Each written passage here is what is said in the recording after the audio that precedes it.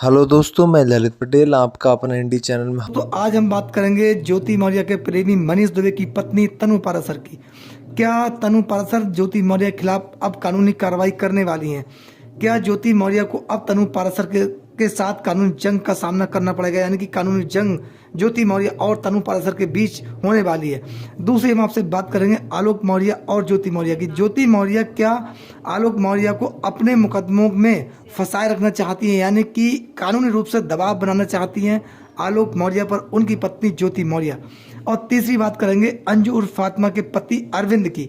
क्या अरविंद अपनी ex wife दोस्तों इसलिए कह रहा हूँ अंजू उर्फ फातिमा के लिए, क्योंकि उन्होंने पाकिस्तान जाकर नसरुल्लाह के साथ निकाह किया और वह वहां पर मुस्लिम धर्म ग्रहण कर लिया, इसलिए मैं एक्स वाइफ कह रहा हूँ। क्योंकि एक्स वाइफ को पुनः रखने के लिए तैयार है अरविंद।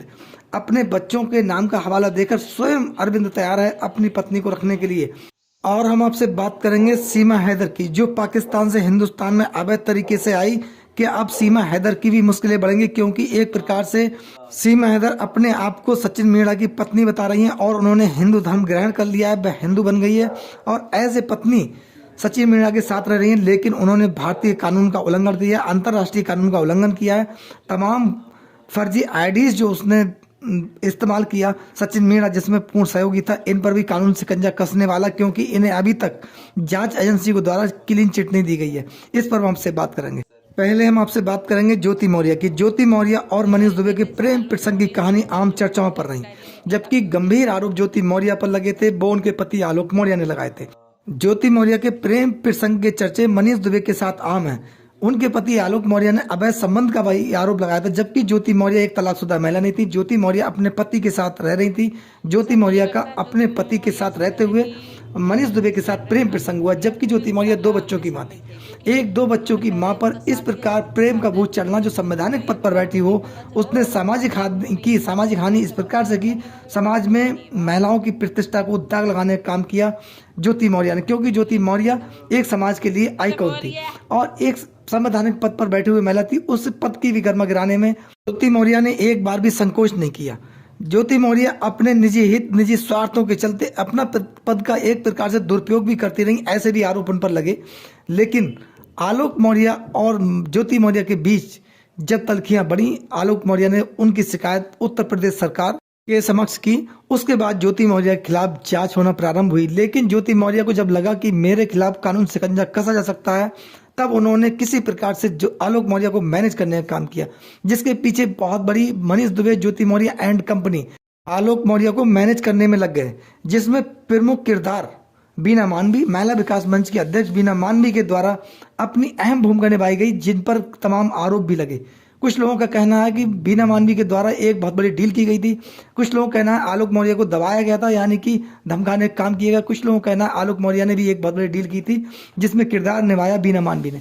दोस्तों, तमाम ऐसे आरोप लगे। हालांकि बीना मानवी आलोक मौर्य पर फायर रही, आलोक मौर्य को दोषी भी करार दिया। उन्होंने तमाम ऐसे आरोप भी लगाए थे और आलोक मौर्य पर आरोप लगाने के बाद ज्योति मौर्य और मनीष दुबे को क्लीन चिट देने का काम भी बीना मानवी के द्वारा किया गया। दोस्तों, यहाँ पर हम आपसे बात करना चाहते हैं कि ज्योति मौर्य ने अब मानसिक रूप से आलोक मौर्य को कहीं ना कहीं प्रताड़ित करने का भी काम किया है। क्योंकि ऐसा हम इसलिए कह रहे हैं कि ज्योति मौर्य ने एक भी मुकदमा आलोक मौर्य के खिलाफ वापस नहीं लिया है। ज्योति मौर्य ने 3 मुकदमे आलोक मौर्य के खिलाफ लिखवाए हैं, उनमें एक भी मुकदमा वापस नहीं लिया है। एक आईटी एक्ट के तहत है, एक घरेलू हिंसा का मुकदमा है, दूसरा अपना तलाक का मुकदमा।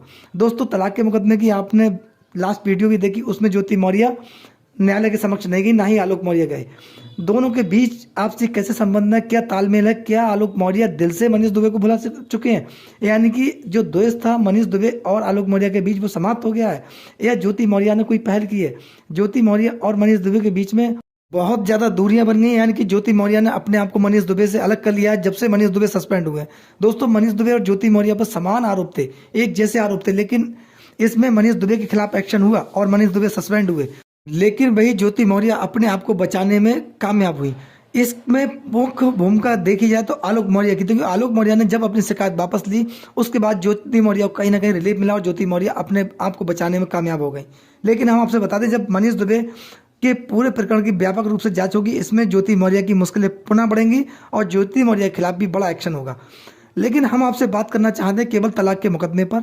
क्या ज्योति मौर्य अपने पति के साथ सहानुभूति रखती हैं जिस प्रकार से आलोक मौर्य ने ज्योति मौर्य का पूरा सपोर्ट किया था? लेकिन हम यहाँ पर कहेंगे बिल्कुल नहीं, क्योंकि ज्योति मौर्य ने आज तक आलोक मौर्य के खिलाफ मुकदमा वापस नहीं लिया है। यहाँ पर अटकलें तेज हैं। लोगों का कहना है कि ज्योति मौर्य अभी भी अपना दूसरा रूप दिखाने के मूड में है, यानी कि दूसरे प्रकार से ज्योति मौर्य इस पूरे मामले को ठंडे बस्ते में पड़ जाने के बाद अगला एक्शन लेंगी, क्योंकि उन्होंने तलाक का मुकदमा इसी कारण वापस नहीं लिया है। वहीं मनीष दुबे की पत्नी तनु पाराशर ज्योति मौर्य के अगेंस्ट पूर्णतः खड़ी हैं। वह ये इस प्रकरण को नजदीकी से देख रही हैं और अपने उन्होंने सलाहकारों से सलाह ले रही हैं। अगर ज्योति मौर्य ने अपना तलाक का मुकदमा वापस नहीं लिया, यानी कि उन्हें महसूस हुआ कहीं ना कहीं मनीष दुबे के साथ जा सकती हैं, ऐसे में ज्योति मौर्य के खिलाफ तनु पाराशर मुकदमा करेंगी और इससे कानूनी जंग लड़ने में कोई गुरेज नहीं करेंगी। वहीं हम आपसे बात करेंगे अरविंद की। अरविंद जो कि अंजू और फातिमा की हस्बैंड है, यानी कि एक्स हस्बैंड। उन्होंने नसरुल्लाह के साथ निकाह किया, मुस्लिम धर्म ग्रहण किया, उसके बाद पुनः जब भारत आई, अब अरविंद का सॉफ्ट व्यू अंजू और फातिमा के प्रति है। उनका कहना है कि अगर बच्चे एक्सेप्ट करते हैं मुझे कोई ऐतराज नहीं होगा और उसके खिलाफ जो FIR मैंने दर्ज करवाई उसे भी वापस ले सकता हूं। दोस्तों, ये अरविंद का क्या मूड है, अरविंद की क्या सोच है, ये हालांकि उनका निजी मामला है, लेकिन ये सामाजिक स्तर से देखा जाए तो अरविंद के लिए कहीं ना कहीं हानिकारक हो सकता है, क्योंकि जो वह अंजू और फातिमा जो अरविंद के साथ धोखा कर सकती है, चुपचाप पाकिस्तान जा सकती है, नसरुल्लाह के साथ अपना निकाह कर सकती है, उसके बाद झूठ पर झूठ बोल सकती है। क्या आगे जीवन अरविंद का सुरक्षित होगा, या अरविंद के साथ वो पूर्णतया विश्वास के साथ रह सकती है, या फिर वो आगे आने वाले समय में अरविंद को धोखा नहीं देगी? ये बहुत बड़ा प्रश्न रहेगा। दोस्तों, अभी तो अंजू और फातिमा के खिलाफ देश की जांच एजेंसियां जांच में जुटी हैं और उससे कड़ी पूछताछ होगी। उसके खिलाफ जो भी एलिगेशन बनते हैं उसके तहत एक्शन होगा और हो सकता है अंजू को लंबे समय के लिए जेल भी हो जाए। वहीं हम आपसे बात करते हैं सीमा हैदर और सचिन मीणा की।